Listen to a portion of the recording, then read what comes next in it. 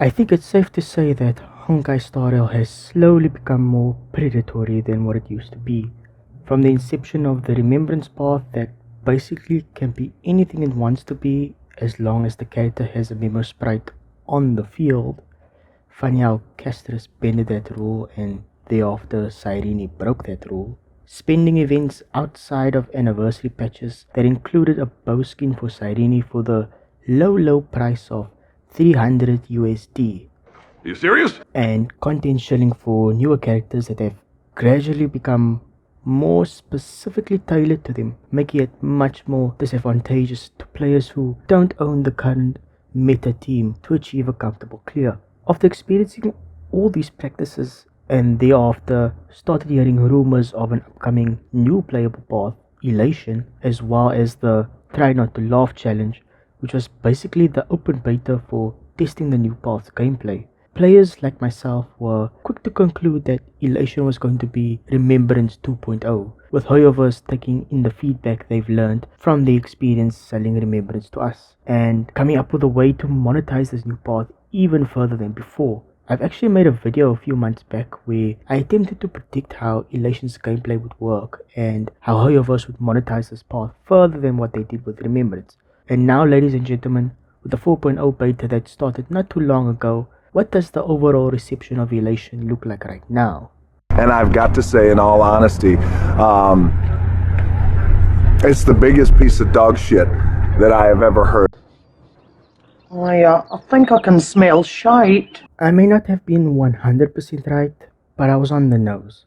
But even so, goddamn, I was not expecting a few things to actually have become a possible reality. So what you will need to keep in mind is that whatever experiences we go through in the game, whatever type of content or whatever type of pattern of events you notice that happens in HoYoverse games, it's never a coincidence. It's all a test for something in the future, whether it be something for the same game or another one of their games. Allow me to entertain you on what exactly I am talking about, should you still be in the dark.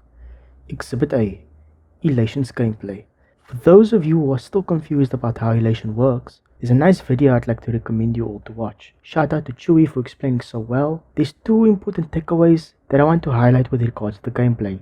Number 1, just like Remembrance being based off an existing character archetype, just with a different label, Elation's gameplay is based on an existing gameplay mechanic, but with its own label as well.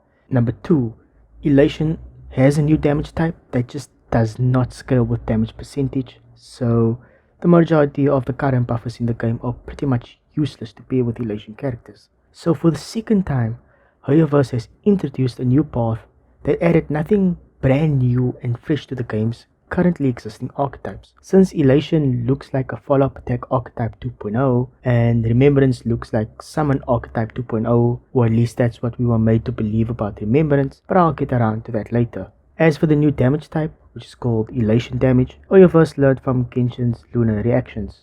Exhibit B, the light cone effects. Back when Hyacinth released, her light cone had some discussions with regards to how the effect is so uniquely strong that it was almost as if HoYoverse took some parts of her gameplay and decided to lock it behind a light cone. Such power was never seen again though for the Remembrance characters that came after her, so it felt safe to assume it was a once-off. Wrong. HoYoverse struck again with Sparx's light cone, adding an ability to increase the skill point cap for every Elation character in the party. So now, such power is created by both a light cone and you as a player willingly to pull for 3 Elation characters. And mind you, there is no guarantee that you could pull any Elation character that you wanted to and expect them to all work with each other. Oh boy, that mindset is almost identical to the players that pulled Sunday on his release and expected him to be very strong with every Remembrance character to be released going forward.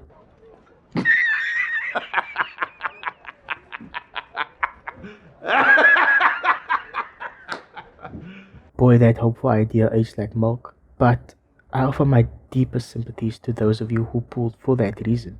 Exhibit C, the identity of Elation characters. I mentioned earlier how Remembrance was a path that could fulfill any role it wanted to be as long as the character had a summon, unless your name is Cyrene that decided that Rules are made to be broken!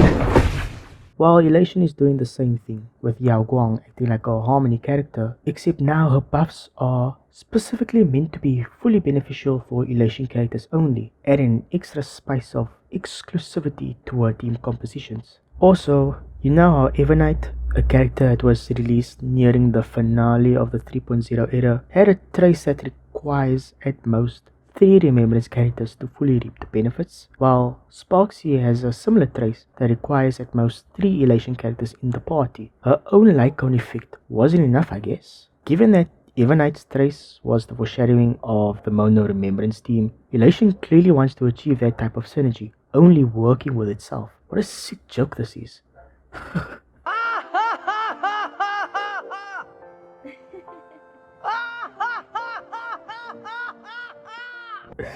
What do you know? They brought out the elation in me just by criticizing the path. Maybe this concept of this path was a bad joke. You're goddamn right. Overall, Elation is looking to be HoYoverse's most predatory strategy so far in HSR, since the investment requirement needed for a fully functional Elation team is forecasted to be more expensive than what Remembrance turned out to be. Now, while things may look to be doomed on the surface, especially when it comes to in-game content and shilling for specific characters, I'm here to tell you that there is still a possibility of hope for you all who wish to skip the Elation flagship. If you are someone who already has a strongly invested team going into version 4, you're safe early on, but who knows for how long. I would also like to assume that just like in versions 2 and 3, versions 4 will have 2 flagship teams, with the other one being something that's not related to Elation. I mean, I'm confident HoYoverse wouldn't just be releasing only Elation characters, surely. So here's hoping that all non-Elation wanters will continue to clear content in 2026. My last piece of advice is to give this video a like, subscribe to the channel, and comment down below how are you feeling about Elation as a whole. Yay or nay? Are you guys curiously interested in 4.0 and how much has changed from the intended Japanese themes? Do tell me your thoughts, and I'll catch you guys in the next video.